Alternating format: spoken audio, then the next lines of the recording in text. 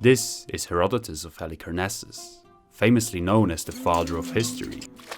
The desire to see the wonders of the world and the pursuit of knowledge concerning a plant called cannabis led him to travel north, to the land of the Scythians, the renowned horse lords of old.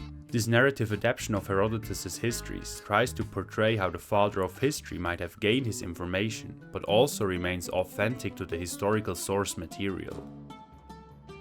In a small village with only few huts, Herodotus encountered strange creatures, human by shape, yet smelly, with a skin resembling a wooden bark. He stepped up to one of those beings to examine it in detail. As he tried to touch it, the creature yelled at him. Terrified, he ran towards an improvised tent to hide and seek help. As he was stepping in, he noticed strange fumes. He was greeted by the faces of 6 stripped men turning towards him. "Help! I need help! There are 3 men in your village!" Oh, dear foreigner, calm yourself. You must have met our women. We mourn a good man, a friend to many of us, a father to few, and the husband of one. One of those 3 men.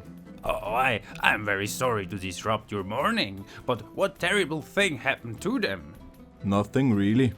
After a burial, it is customary that our women cream their faces and bodies with pestled wood of cedars and cypresses to clean their bodies. "And why exactly? Are you just sitting in a sweat lodge in the meantime?"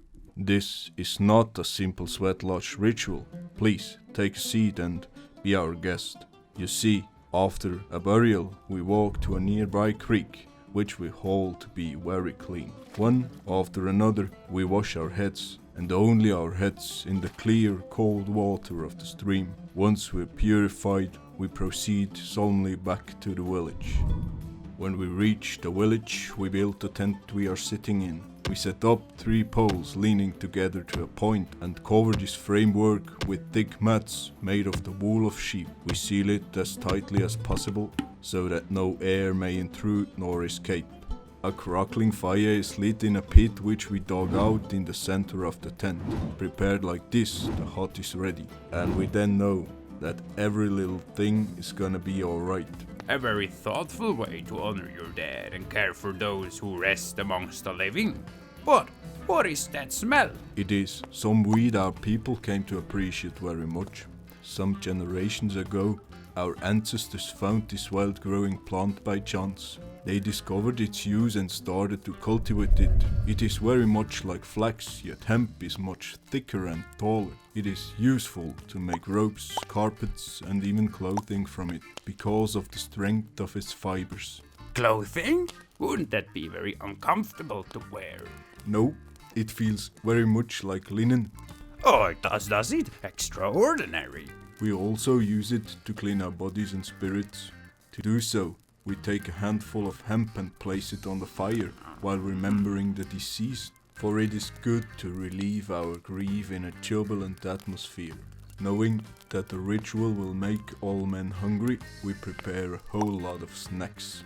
As we feel the spirits to be well affected, we get together and slowly start to feel alright. The hemp starts to glow and spreads a fine scent, filling up the tent.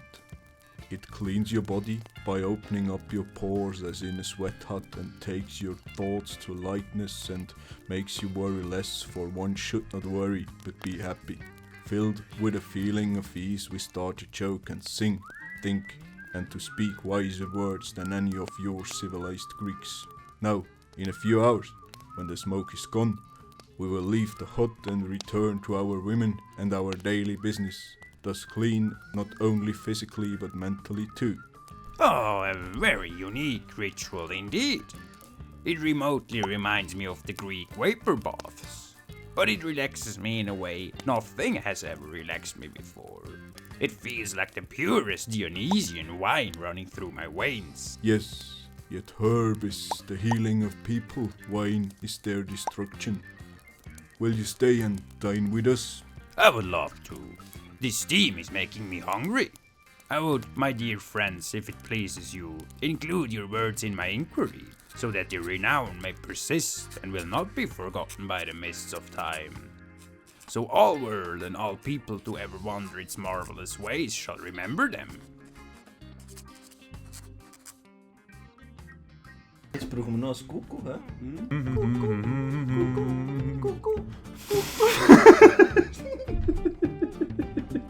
So, fertig.